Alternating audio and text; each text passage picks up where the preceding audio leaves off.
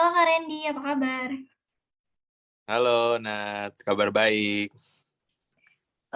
Gini nih Kak, aku mau nanya Kakak tentang bahaya media sosial bagi kalangan remaja di Jakarta nih Kak.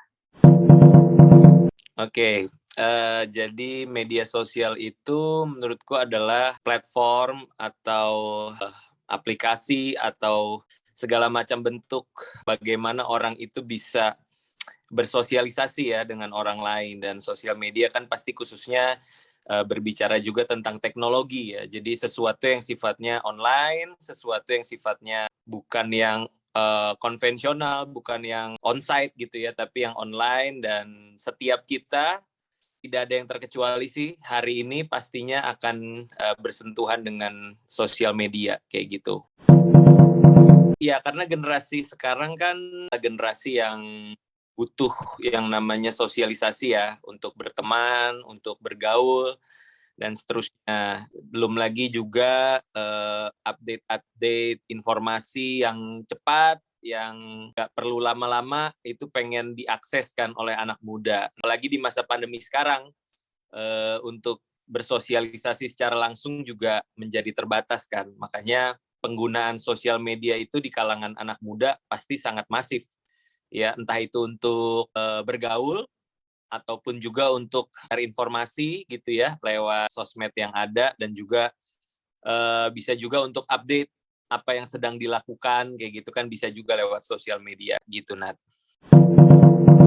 Oh, oke. Rasanya, sebelum seseorang itu dikatakan cukup dewasa dan bisa bertanggung jawab akan apa yang dia akan posting, aku rasa, sebaiknya jangan dulu diperbolehkan untuk, menggunakan sosial media. Mungkin buat aku untuk menyebut angka ya, mungkin ya, SMP itu sudah mulai bisa untuk diajak bicara dan diajak bertanggung jawab ya, untuk memiliki akses sosial media mereka gitu kan.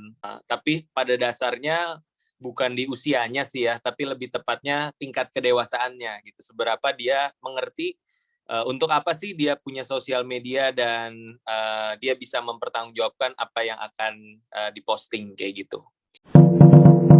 Bisa membuat orang itu kehilangan makna dari kehidupan nyata gitu. Dia justru hidupnya malah di dunia maya gitu.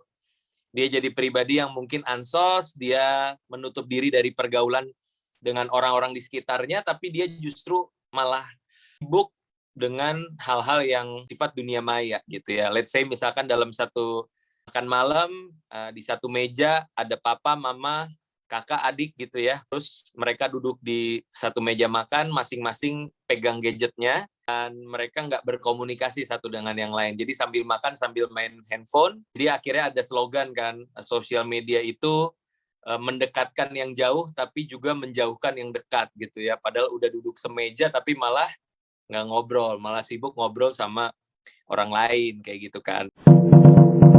Hmm. Ya, yang pertama tentunya akses informasi ya yang begitu cepat beredar itu bisa diperoleh dengan mudah. Just one click away kita bisa dapat informasi lewat sosial media kita gitu. Jadi sangat mempermudah untuk kita memperoleh informasi. Dan yang kedua, tentunya sebagai sarana komunikasi juga sangat bermanfaat ya. Kita bisa kirim pesan lewat sosial media kita bisa bahkan berinteraksi. Jadi aku pikir itu dua dari sekian banyak positif yang bisa kita peroleh ya dari sosial media gitu. Oke. Yang pertama tentunya tadi memperoleh penghasilan ya. Kita temukan banyak yang disebut sebagai misalkan selebgram gitu kan, atau YouTuber ya. Ternyata dari aktivitasnya disaksikan banyak orang itu ternyata bisa menghasilkan juga gitu loh. Tapi balik lagi, yang jadi patokan jangan cuma sekedar cari viral terus akhirnya dapat duit, tapi lebih tepatnya adalah bagaimana kita bisa menanamkan nilai-nilai value kehidupan yang bermanfaat di hidup orang lain kayak gitu. Dampak negatifnya itu adalah ketika informasi yang kita akses ternyata itu adalah kabar hoax. Ya, itu adalah berita hoax, dan kalau kita tidak terbiasa untuk memfilter mana berita yang benar dan mana berita yang hoax, akhirnya bisa jadi kita kemakan hoax dan malah justru menyebarkan, meneruskan berita-berita hoax tersebut gitu. Dampak negatif dari sosial media khususnya buat anak muda tuh mereka punya satu istilah yang disebut sebagai FOMO. Jadi karena mereka itu lihat orang lain di sosial media, akhirnya dia nggak bisa menemukan satu kebahagiaan di dalam apa yang dia punya. Dia sulit untuk mengucap syukur karena selalu banding-bandingin dirinya sama orang lain, dan akhirnya ya itu ketakutan, sehingga ya dia sulit untuk menemukan ucapan syukur dan juga kebahagiaan di dalam hidupnya. Ya, zaman sekarang kita temukan juga kan bahwa kerugian yang bisa ditimbulkan ya lewat sosial media. Selain tadi dampak-dampak negatif yang udah aku jelasin, mungkin kalau secara materi yaitu adanya maraknya penipuan-penipuan di sosial media, kayak gitu, Nat. Pertama ini kan bicara tentang bagaimana kita mengedukasi ya, memberikan satu pemahaman bahwa sosial media itu adalah sesuatu yang baik, sesuatu yang bermanfaat. Jadi dari awal kita mesti jelaskan apa sih tujuan kita bersosial media. Untuk apa sih kita memiliki sosial media di dalam kehidupan ini? Tentunya kitalah yang harus menguasai diri kita dan kita yang menguasai sosial media kita, jangan justru sebaliknya. Misalkan posting sesuatu yang rohani, yang memotivasi, yang membangun, atau mungkin kegiatan-kegiatan macam olahraga ya yang menyehatkan, kegiatan-kegiatan yang bernyanyi ya, bermain musik, mungkin juga ada hubungan sama pelajaran-pelajaran di sekolah yang nambah pengetahuan, itu kan sesuatu yang positif, yang berguna. Nah, aku pikir hal-hal tersebutlah yang harus dikembangin dalam kita berkonten ya di sosial media.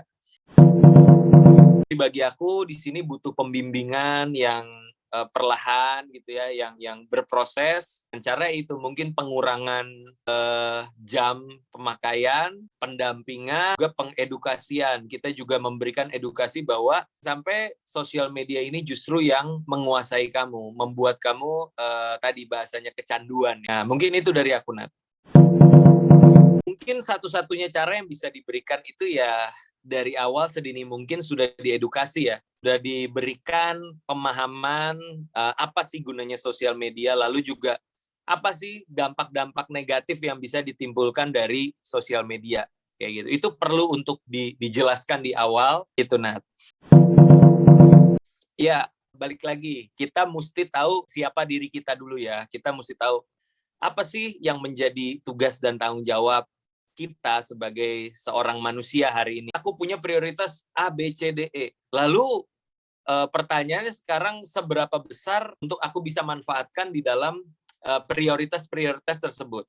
Mana yang memang waktu sosial media yang aku miliki memang harus aku gunakan untuk kepentingan prioritasku, dan mana yang waktu-waktu yang cuma sebenarnya cuma untuk mengisi waktu luang. Di sosial medianya yang nggak terlalu urgent bisa diminimalisir, kita batasin, kita perbanyak yang real kayak gitu kan.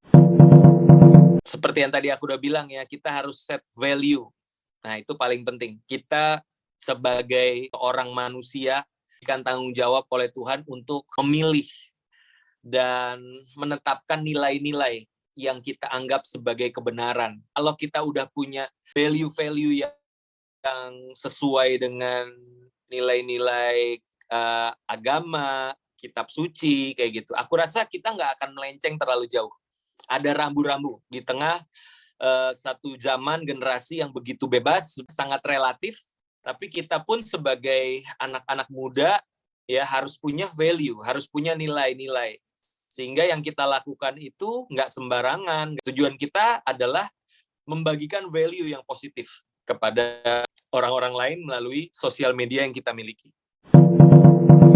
Teman-teman, siapapun yang saat ini sudah menggunakan sosial media, ketahuilah bahwa sosial media itu layaknya pisau ya. Ibarat, kalau saya mau ibaratkan seperti pisau, bisa dipakai untuk sesuatu yang bermanfaat. Justru sebaliknya, pisau itu kita gunakan untuk menyakiti orang lain, menyakiti diri kita sendiri atau malah menusuk orang lain kan. Begitupun dengan sosial media kita ya. Kalau kita sebagai seorang yang punya nilai-nilai positif tadi, maka kita akan menggunakannya untuk kebaikan. Kan kalau kita memiliki nilai-nilai yang salah, kita akan menggunakannya justru untuk sesuatu yang salah, untuk kejahatan. Teman-teman, pribadi lepas pribadi, milikilah sebuah kehidupan yang bertumbuh ya, di dalam kerohanian tentunya.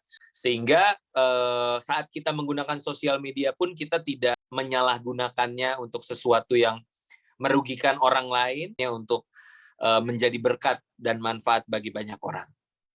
Gitu, Nat. Oke Kak, makasih banyak udah luangin waktu buat jadi narasumber aku hari ini.